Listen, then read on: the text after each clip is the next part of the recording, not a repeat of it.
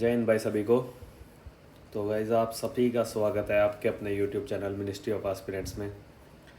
तो I hope आप सब स्वस्थ होंगे और आप सबकी तैयारी भी भाई बहुत अच्छे से चल रही होगी।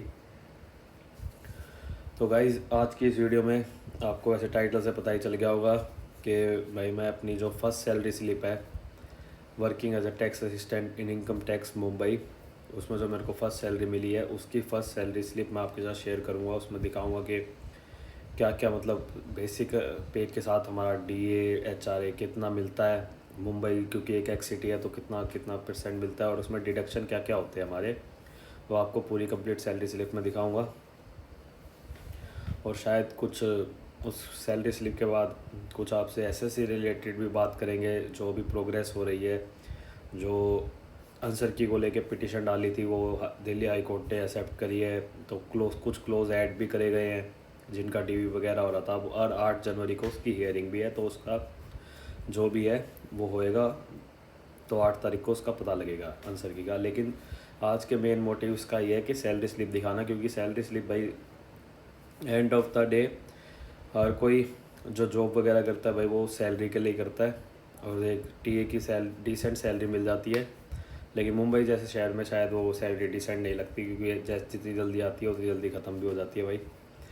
तो एक जो सैलरी स्लिप होती है वो आपको किसी को मोटिवेशन भी लग सकती है, इसलिए भाई मैं अपनी सैलरी स्लिप कर शेयर कर रहा हूँ जिससे आपको थोड़ी मोटिवेशन मिले। लेकिन वैसे मोटिवेशन से तो से बचे रहना भाई, कंसिस्टेंसी बना लो, वो ज़्यादा बेटर है मोटिवेशन से। तो स्टिल अगर आपको कोई पुश चाहिए तो शायद इस सैलरी स्लिप से मिल जाए। तो अब चलते हैं, अब सीधी सैलरी स्लिप पे ही चलते हैं अपना। सो गाइस ये हमारी फर्स्ट सैलरी स्लिप है। अभी मैंने कुछ इसमें जो अमाउंट वगैरह वो छुपा रखी है, अभी मैं आपके सामने रिवील भी करूंगा। रिवील तो क्या, सबको पता ही है क्या कितना सैलरी स्लिप होता है। तो जो टीए होती है भाई, वो टैक्स असिस्टेंट की जो पोस्ट होती है वो लेवल 4 की ग्रेड जॉब होती है। और उसका जो बेसिक पे होता है वो होता है 25,500। तो भाई 25,500 हमारा जो बेसिक पे होता है, उसमें हमें 46% डीए मिलता है भाई। तो 40% हमारा जो बन जाता है 25,500 का, वो होगा 11,730। फिर उसमें हमारे को मिलता है एचआरए 6,825, हमें एचआरए मिलता है भाई। जो कि हमारा ये कितना होता है, ये 27% होता है। और ये एचआरए भाई सिटी टू सिटी वेरी करता है। जैसे भाई जो एक्स सिटी, तीन कैटेगरी में सिटीज डिवाइड होती है, एक्स वाई जेड। तो मुंबई जो है वो एक्स सिटी में आता है, इसलिए भाई एचआरए यहाँ 27% मिलता है। और वाई सिटी में थोड़ा कम मिलता है और जेड सिटी में उनसे कम मिलता है। तो एचआरए थोड़ा वेरी करता है सिटी टू सिटी। और ये टीपीटी अलाउ होता है भाई, ये ट्रांसपोर्ट अलाउंस होता है। तो हमारे टोटल जो ग्रोस सैलरी होती है वो होती है 49,371 रुपये। लेकिन ये हमारी इनहेड सैलरी नहीं होती। इनहेड सैलरी होती है भाई कुछ गवर्नमेंट रिकवरीज होती है, आपका टैक्स वगैरह कुछ मिला के जो सब कुछ मतलब डिडक्शन होते हैं कुछ, वो मिला के जो हमारे हाथ में आता है वो होती है नेट पे। और वो मतलब नेट पे दिखा देता हूँ पहले। वो नेट पे होता है हमारा 45,148, मतलब 45,148, या किसी के अकाउंट में 45,188 भी आए होंगे। क्योंकि ये वाली 40 जो रुपये अमाउंट होती है यूनियन नॉन गैजेटेड, ये हर एक के में किसी में कट जाती है किसी में नहीं कटती 45,148। तो थोड़ा बहुत 40-50 रुपये वेरी कर जाता है कई बार हर एक पर्सन की सैलरी से। तो प्रोफेशनल टैक्स कटता है सबसे पहले भाई 200 रुपये। फिर सीजीई जीआईएस, ये मेरे ख्याल में इंश्योरेंस का कुछ है, वो 10 रुपये कटता है। और ये एम्प्लॉय टायर 1, मतलब ये एनपीएस है भाई। ये एमपीएस टायर 1 जो हमारा कटता है 3,723, ये आपका ही पैसा है। ये जब आप रिटायरमेंट होगे तो आपको एक एज अ पेंशन के तौर पे आपको ये पैसा मिलेगा। और ये है हेल्थ फैसिलिटी, जो कि 250 रुपये। और हमारे टोटल जो डिडक्शन होती है वो होती है 4,183 रुपये। तो मतलब 49,371 में से 4,183 प्लस 40, ये गवर्नमेंट अपने पास वापस ले लेती है। और इनमें जो ये वाला अमाउंट है भाई, 3,723, ये एनपीएस का होता है। ये मतलब आपको जब रिटायरमेंट होगी या कुछ टाइम बाद ये आपको मिल जाएगा वापस पैसा। ये आप ही का अकाउंट है, लेकिन कहीं और सेव हो रहे हैं, आप ही के पैसे हैं, ये कहीं और सेव हो रहे हैं जो आपको एक टाइम के बाद आपको मिलेंगे वापस। तो उसका टोटल डिडक्शन के बाद हमारे पास जो ये सैलरी होती है ये बन के आती है 45,148 रुपये। तो ये भाई एक्स सिटी में, सिटी एक्स में भाई ये एक टैक्स असिस्टेंट इनकम टैक्स की सैलरी होती है 45,148। तो ये भाई सैलरी स्लिप दिखाने का भाई मेरा मोटिव तो यही था कि आपको थोड़ी मोटिवेशन मिले। मोटिवेशन से भाई आप पहले ही बोल चुका हूँ, मोटिवेशन से बेटर आप कंसिस्टेंसी बनाए रखे। और भाई थोड़ी कुछ ये बात है कि मोटिवेशन भी बनाए रखे, कंसिस्टेंसी भी बनाए रखे। कंसिस्टेंसी का मतलब ये है कि पढ़ते रहे, किसी के भी सर ना बैठे, मतलब कि कोई हमें आके भाई स्पून फीडिंग कर दे, कोई हमें आके किताबें बता दे, कोई हमें आके क्वेश्चन बता दे। थोड़ा थोड़ा गाइडेंस ले सकते हैं किसी से, लेकिन भाई खुद की स्ट्रेटेजी बनाना सीखे, खुद की मोटिवेशन बनाना सीखे।